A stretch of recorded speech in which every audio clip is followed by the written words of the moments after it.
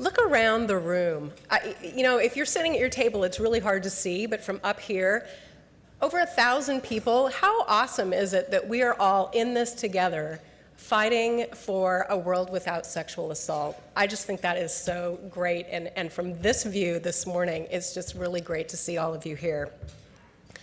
One of the most impactful parts of the program for me is having the honor of introducing the client speakers. Real impact, I think, is best viewed through the eyes of KSARC's clients.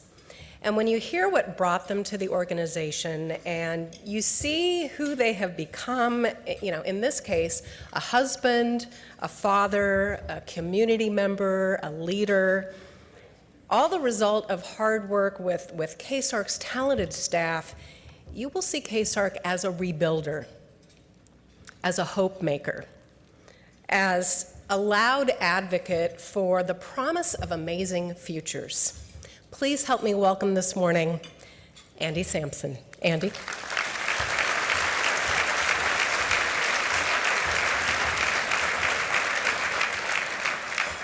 Good morning, everyone. My name is Andy, and I have one simple question for everyone here. Who has been told that they couldn't do something? Didn't you want to prove them wrong, to succeed where there was any doubt? For a lot of people, that's just a common part of their life. For some boys, it's their dad sadly telling them that they'd fail.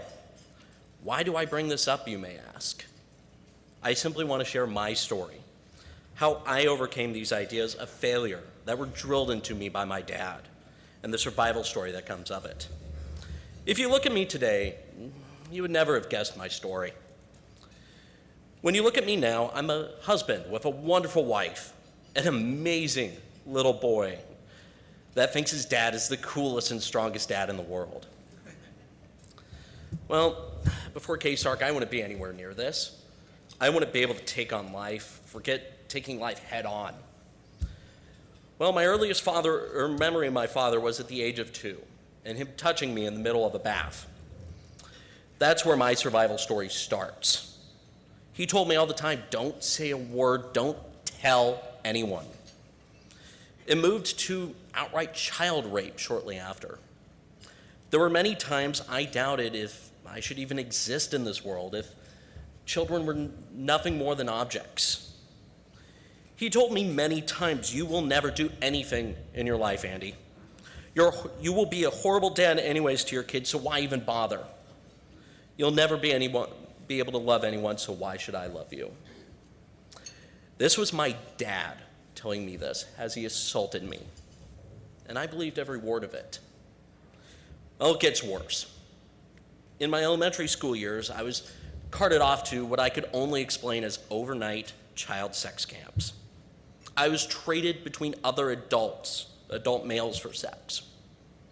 This continued even though my mom and my dad separated because he had visitation rights. Eventually, they did divorce during my preteen years, and I never had to see him again. He would never face any charges for sexual assault. And all through this, nobody believed me. If I had to tell my story to anyone, they outright ignored me. After a few years, I just gave up. I didn't want to share. I got done with people telling me it just didn't happen. It gets frustrating, and I was done. Here's the hard part. This isn't unusual. When many of us stood here earlier this morning, when we asked who was sexually abused, look how many people stood up. Look around. This is not an issue we should push aside.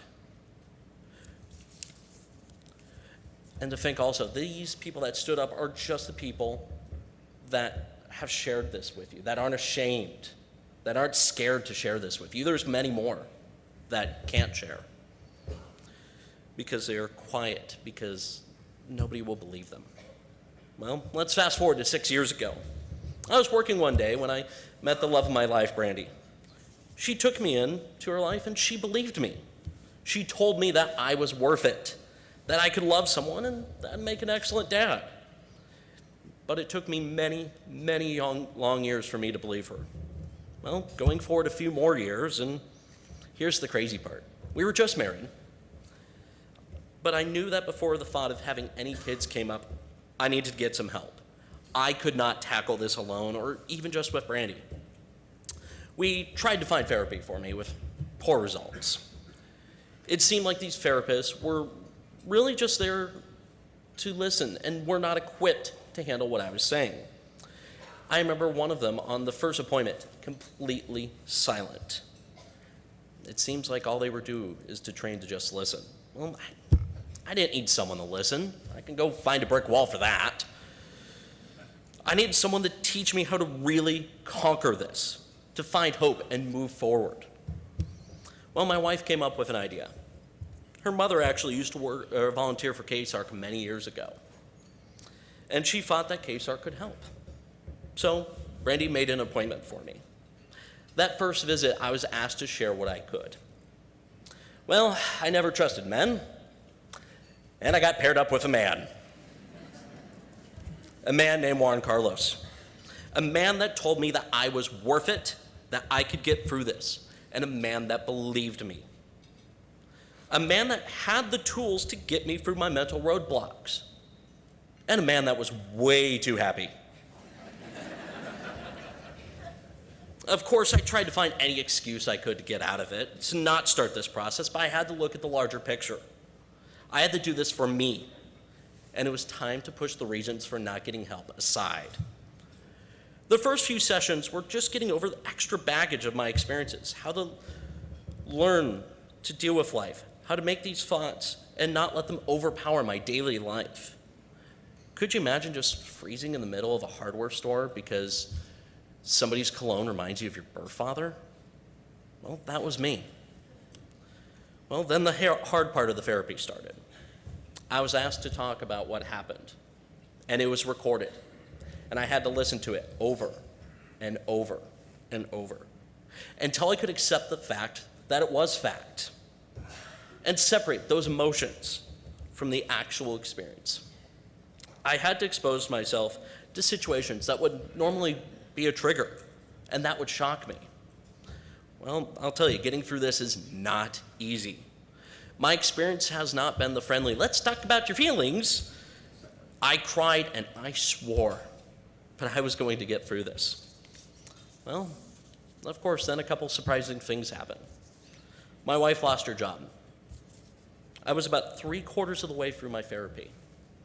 This would have been enough to throw somebody in my situation into a tailspin. Well, 3 days after that, I found out she's pregnant. Why was the fact that she's pregnant such a big deal? Well, I couldn't hide it anymore.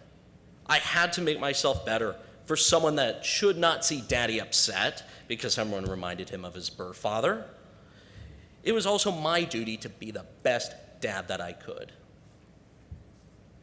My future child deserves a dad who could be there, who could be a dad, who could teach and play and comfort and love. Well, before this therapy, I would not have been able to accept that fact.